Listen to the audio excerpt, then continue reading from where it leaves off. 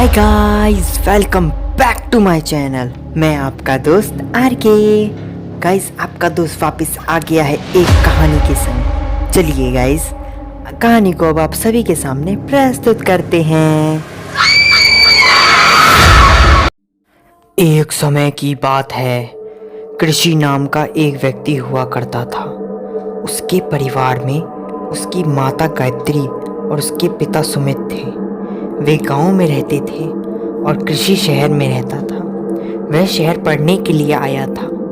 कृषि बस डिग्री पाना चाहता था। उसकी ज़्यादा रुचि पढ़ाई में नहीं थी। उसकी रुचि सिर्फ कचड़ों में थी, अर्थात वह पुरानी चीज़ों को इकट्ठा कर उनको घर ले जाकर उनसे नई नई चीज़ें बना करता था।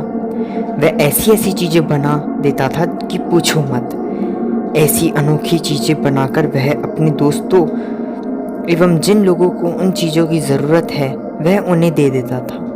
एक दिन ऐसा ही वह अपने स्कूल की छुट्टी के बाद वह कोड़े के पास गया। उसे आज वहाँ कुछ अच्छा सा मिल नहीं रहा था। उसे आज कुछ नहीं मिल रहा था। इसी से वह निराश होकर घर जा ही रहा था कि अचानक उसे ज़मीन में गड़ा हुआ कुछ दिखाई देता है। वह उसे उखाड़ देता है। वह उसे वहाँ से उखाड़ देता है, परंतु वह एक गुड़िया थी। उसकी बहुत बुरी हालत हो पड़ी थी।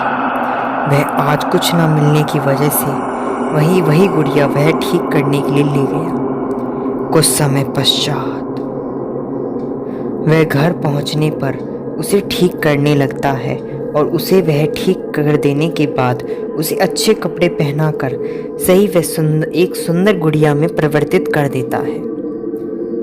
फिर कृषि उस गुड़िया को वहीं रख कर नहाने चल देता है। अचानक वह गुड़िया की आंखें खुल जाती हैं और वह धीरे धीरे चलने लगती है। उस गुड़िया की आंखें बिल्कुल काली हो जाती हैं और वह गुड़िया खिड़की पे चढ़कर उस रात के चंद्रमा को घूरकर देखने लगती है और हल्की सी मुस्कुराहट चेहरे पर लाती है। अचानक कृषि के बाथरूम का गेट खुलता है और कृषि की आवाज़ सुन वह गुड़िया वहीं खड़ी पर खिड़की पर फिर से मामूली गुड़िया में तब्दील हो जाती है। कृषि नहा कर निकलता है तो देखता है कि वह गुड़िया खिड़की पर थी, परंतु वह तो ज़मीन पर रख कर गया था। फिर वह गुड़िया उठाकर अलमारी में रख देता है और सोने चल देता है।